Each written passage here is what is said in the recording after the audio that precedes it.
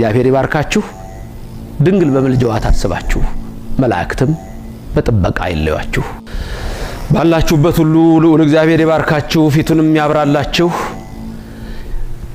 አሁን የምገልጽላችሁ ከዕለተ ሰንበት ስያሜዎች በተለይ በአብይ ጾም ላይ ያለውን ሶስተኛ ሳምንት ምኩራብ ይሆናል። ሶስተኛው ሳምንት ምኩራብ ተብሎ ይታወቃል። ይህም ቀን ጌታችን መድኃኒታችን ኢየሱስ ክርስቶስ ወደ ምኩራብ ገብቶ ያስተማረበትን ዕለት እናስብና አጠቃላይ ቤተ መቅደሱን ግን እግዚአብሔር እንዴት እንደወደደው ነው።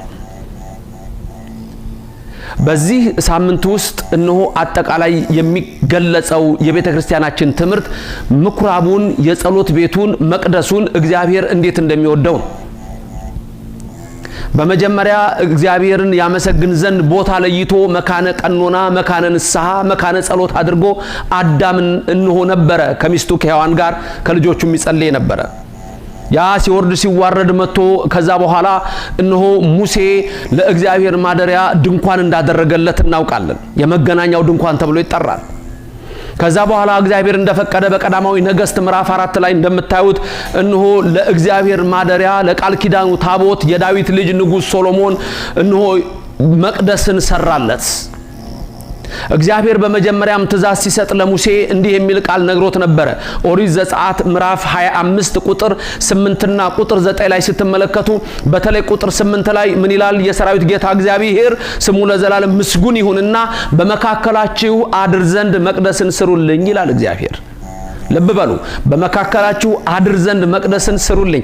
ማን ነው መቅደስ እንዲሰራለት የፈቀደው? ራሱ እግዚአብሔር ነው። ስለዚህ ሙሴ መገናኛውን ድንኳን ሰራ። ሲሰራም ደግሞ ምን ብሎታል? እኔ እንደማሳይህ እንደ ሰማዩ መቅደስ ብሎታል። ስለዚህ ምድራዊ መቅደስ ሰማይ ባለው አምሳል በሙሴ ድንኳን ተሰራ። ሶሎሞን ንጉሱ ቤተ መቅደስን ሰራለት።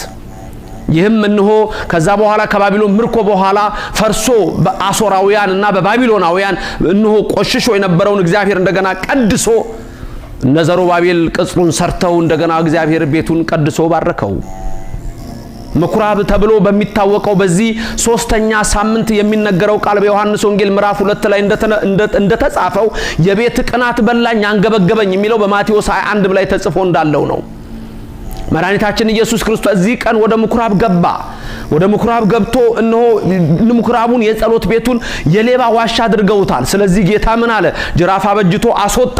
እስመ ቅንዓተ ቤትከ በላን፣ የቤት ቅናት በላኝ አንገበገበኝ ብሎ ይሄ ቤት የጸሎት ቤት ነው፣ ይሄ ቤት ማደሪያዬ ነው እንጂ የሌቦች ዋሻ አይደለም ብሎ መቅደሱን እግዚአብሔር ቀደሰው። ምኩራብ ተብሎ የሚታወቀው ይሄ ነው። ስለዚህ ምኩራብ የጸሎት ቤት ቤተ መቅደሱ የሚከብርበት የተከበረበት ዕለት ጌታችን መቅደስን የወደደበት የሚወድበት ለዘላለምም እነሆ የተቀደሰ ቤት ሲሆን እንደሆነ የሚያሳየን ትምህርት ነው። በነገራችን ላይ መጽሐፍ ቅዱስ ላይ መቅደስ አለ፣ እኛም መቅደስ አለን። መጽሐፍ ቅዱስ መቅደስ ውስጥ ታቦት አለ፣ እኛም ታቦት አለን። በመጽሐፍ ቅዱስ መቅደስ ውስጥ ካህናት አሉ፣ እኛም ካህናት አሉን። በመጽሐፍ ቅዱስ ውስጥ መቅደስ ውስጥ ጽና አለ፣ እኛም ጽና አለን። በመጽሐፍ ቅዱስ ውስጥ መቅደስ ውስጥ ዕጣን አለ፣ በእኛም መቅደስ ውስጥ ዕጣን አለ።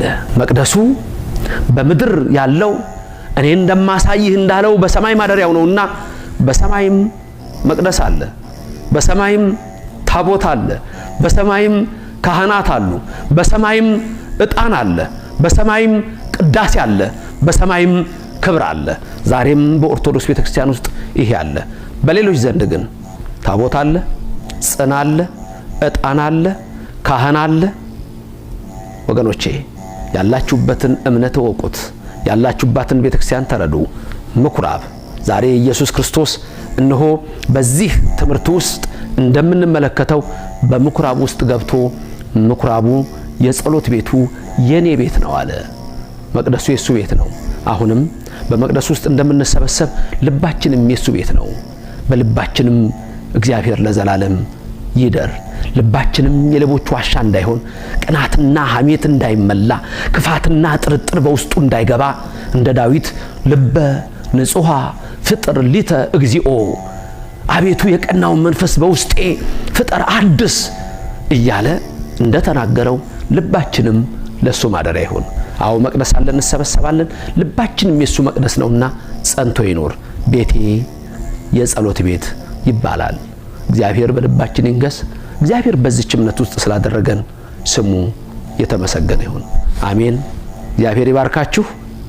ድንግል በምልጃዋ ታስባችሁ፣ መላእክትም በጥበቃ አይለያችሁ። አሜን።